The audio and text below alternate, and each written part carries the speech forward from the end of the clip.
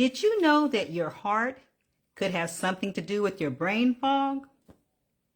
Hi, I'm Bernice Hunt, and I am a brain health specialist.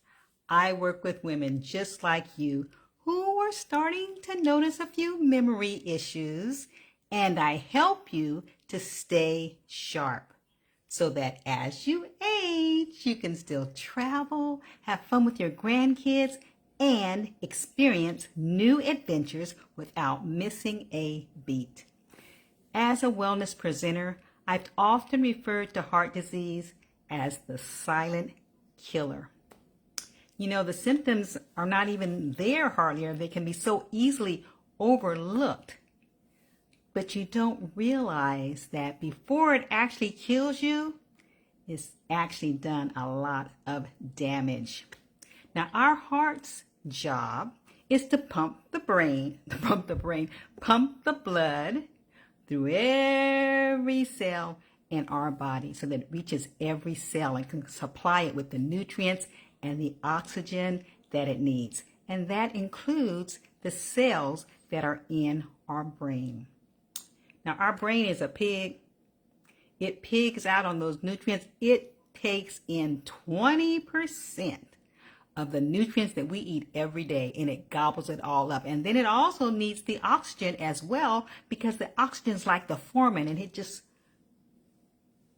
keeps those things working. Do your job, makes it work. So if it doesn't have those two things, it cannot work efficiently, and cells can begin to die without those two things. And there's more to that than just that, because it's not just about getting the blood up to your brain. You also need to make sure that you're getting enough blood to your brain, because it has to service every cell. No cell left behind. Everybody gets a piece of the pie. And if that doesn't happen to every cell in every area of your brain every day for the rest of your life, you're going to start to have some issues, because if some of the cells are not getting supplied, they're going to kick the bucket. And you may start seeing some of those effects of that with your memory loss and with your thinking issues that you might start to have, or focus or concentration, or even your mood. Now, did you catch my video the other day? I did a video. It's a quick video called How's Your Flow? And it talked about the cardiovascular system. So if you didn't catch that video, it's on my Facebook page, and it's also on my YouTube channel, Keep Your Brain Sharp. So you can go there, you can check it out there. But tonight I wanted to talk a little bit about the relationship between your heart and your brain, the connection between heart and dementia. So let's talk about it. Now, Alzheimer's, you know that Alzheimer's is the #1 type of dementia. Everybody's getting Alzheimer's, but do you know what the #2 cause of dementia is?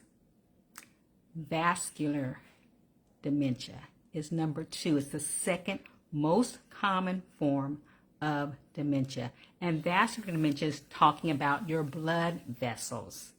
It's talking about sick or diseased blood vessels. And it's gotten infected your brain. So, and it's the result of not taking proper care of your blood vessels. Now, like I said, in the early stages of heart disease, you know, you don't hardly get any symptoms, or if you do, you just dismiss it because it's so quick or it's so mild. But over time, it can get worse, and it can get worse. So the earlier you start taking care of and seriously, intentionally doing some things to care for your heart, the better. Because what is good for your heart is good for your brain. Now, you might say, so how do my blood vessels get so sick? Okay, well, you can have plaque buildup in your vessels. You can have a blockage in your vessels. You can have inflammation Yeah, in your vessels. And you can have injuries, trauma and injury in your vessels. There may be a little tear in your vessels, and you may have some blood that seeps out in pools in your tissues, and it doesn't get up to where it's supposed to go. And so you're depriving the other cells of what it needs, and that can be a problem as well. Did you know that if you've had a concussion, it doubles your risk for dementia? If you are diabetic, if you have diabetes, it doubles your risk for dementia. And if you're over 65, for every year over 65, you get 5 years increases your risk, 5 years for dementia. Let me get that. Did I say that right? I don't think I said it right. For every year you're over, after you're 65, let me get it straight. After you're 65, every 5 years, your risk for dementia doubles. So I don't know about you, but I'm knocking on that door for 70. And you may be knocking on that door as well. Or you may have already opened and walked through that door. Or, you know what they say, if you're not there yet, just keep on living, because you're going to get there. But what my point is that you have to be proactive, you have to be intentional, and as you age, it gets more and more important that you are knowing how to take care of your heart and your brain. Okay, so what are the risk factors of getting this vascular dementia? Okay, let's start with one of them. Stop smoking. Smokers does not look good if you're smoking in terms of heart disease or brain dementia. So stop it. I know it may not be as hard. I mean, I'm not trying to say it's an easy thing to do, but get a handle on it, because you need to stop.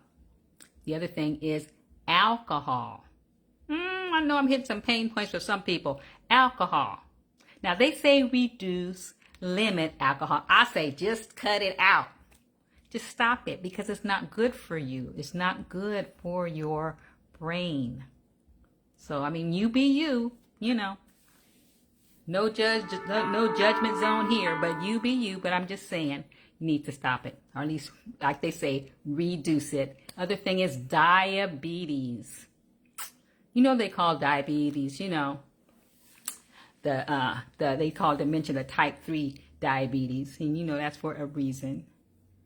Because, like I said, if you have diabetes, that doubles your chance of dementia. So diabetes is a risk factor as well. High blood pressure. Get a grip.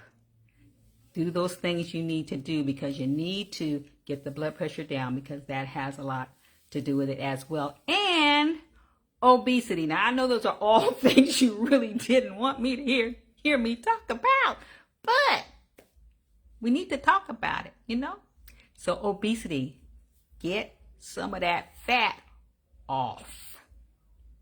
I don't mean to say it but truly for your health, take a stab at doing that and make that happen. Okay, so those are the risk factors. So what do you do to guard against it? Those are risk factors. What do you do to guard against it? We just talked about it. Stop your smoking, stop the alcohol thing, get some stress management activities going in your life. You need to calm that body down intentionally, get those body back to a resting state. So it's not go, tense, okay? Do that stress management. Exercise will do wonders for you. So you need to get an exercise routine going, stretches, massages, all those kind of things. And you may need, I almost forgot about your diet. Don't think I'm going to forget about your diet now. healthy diet. We talked about diabetes. You need to get that sugar stuff out of your life. Get on a healthy diet that is going to be pro-brain, pro-heart. Get those things in check. Well, you can do it. Sí se puede. Yes, you can. Okay, so I've got a list for you actually of things you can do to improve your circulation. You know, you want that circulation going all the way up to the top, going all the way down to the bottom kind of thing. And so if you're interested and you'd like to see the list, it's about 10 things that I have to improve your circulation. I have it on my Facebook page, Keep Your Brain Sharp. You can go on that page now, and it's on there. If you don't see it on a post, then it's definitely in the guides that say list and charts. Look for it in there. And have you subscribed to my YouTube channel yet? Go ahead and hit that button. Take care of your business, because I have some informative things on there, and I'm posting things on there every week. So please subscribe to my YouTube channel, Keep Your Brain Sharp. So what affects your heart affects your brain, and your brain's destiny is in your hands.